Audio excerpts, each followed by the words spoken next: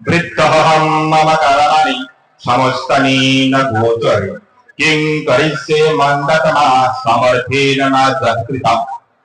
যদি আমরা একটা ছেলেকে বলি বাবা বাবা তুমি দীক্ষা নাও বা ঠাকুরের কর্ম করো, সে আমাদের দেখা দেবে এই কথা কি বালবহম তাবৎ ইচ্ছা তো জ্যোতিষে শ্রেয় সে যুবা। ঠাকুর বোঝায় এই এখন বালবাসী বোঝেন না, আজকে দাউদের মাঠে খেলা আছে, কালকে পলাশবাড়ির মাঠে খেলা আছে, খেলাধুলা নিয়ে ব্যস্ত। তারপর তো বুঝেন পড়াশোনা তো আছে, কোচিং প্রাইভেট এগুলো তো আছে, আমরা এগুলো নিয়ে ব্যস্ত থাকি। কখন করবে যুবাহম,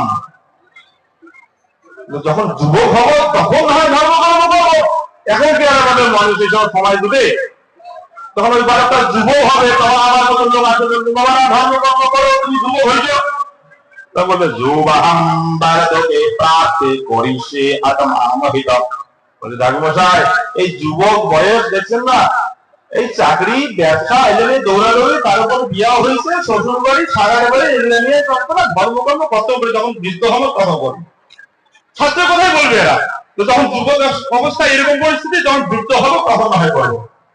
আমাদের সময় যদি না, সে আবার যখন বৃদ্ধ হবে তখন কি বলবে জানেন? যৌবাহম বালকে প্রাপ্তে করিষ্যে আত্মামহিতম বৃদ্ধহং মম করণানি সমস্তানি ন গোচরে কিং করিষ্যে মন্দতমা সমর্থেন না যৎকৃতম। যে বাবা এই বালক বয়স গেল, যুবক বয়স গেল, এতদিন যেহেতু ধর্মকর্ম করব নাই, এই বুড়াকি বয়সটা ধর্ম করিয়া কি হইবে? হাতুয়ার বিষ, কোমরের বিষ, তার উপর প্রেশার, ফির ডায়াবেটিস। ঠাকুরের ঘরে উঠিবা পারেন না, বসিবা পারেন না, এলানি আর ধর্মকর্ম আমার হয়ে গেল আমাদের ধর্ম রক্ষা করা। আমরা শুরু থেকেই হেলায় হেলায় কাটিয়ে দিলাম, যুবক হলাম, বৃদ্ধ হলাম, শ্মশানে পর্যন্ত চলে গেলে আমাদের ধর্মকর্ম হলো না। কিন্তু দাউদের লোক যদি এত সচেতন, সেটা আবার আমার ধারণা ছিল না। এরা দেখতেছি আবার বৃদ্ধ বনিতা সবাই ধর্ম করার জন্য খুব উপযোগী এবং আগ্রহী। এখানে যুবকদের সংখ্যা অনেক অনেক বেশি দেখা যায়। এদের উদ্দেশ্যে একটি কথা মনে পড়ে যায় ভাগবতের কথা, যে ভাগবতে পুত্রদের নিয়ে একটি বিভাজন করা আছে, যে পুত্র কয় প্রকার হবে তার কি বিভাজন আছে। কিরকম? যে পুত্র 4 প্রকার হয়। কিরকম 4 প্রকার? উত্তম পুত্র, মধ্যম পুত্র, অধম পুত্র, আরেকটা নাম পরে আসছে, 4 প্রকার। কি?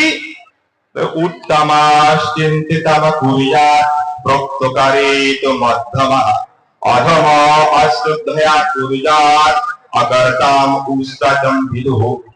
ওটা দেখো যে উত্তম পুত্র সে হবে এরকম কি, যে বাবা মার কখন কি লাগবে সে নিজেই তৎবার্তা করবে। হ্যাঁ আজকে হয়তো বাবার ওষুধ শেষ হয়েছে, সে নিজেই বলতেছে উত্তম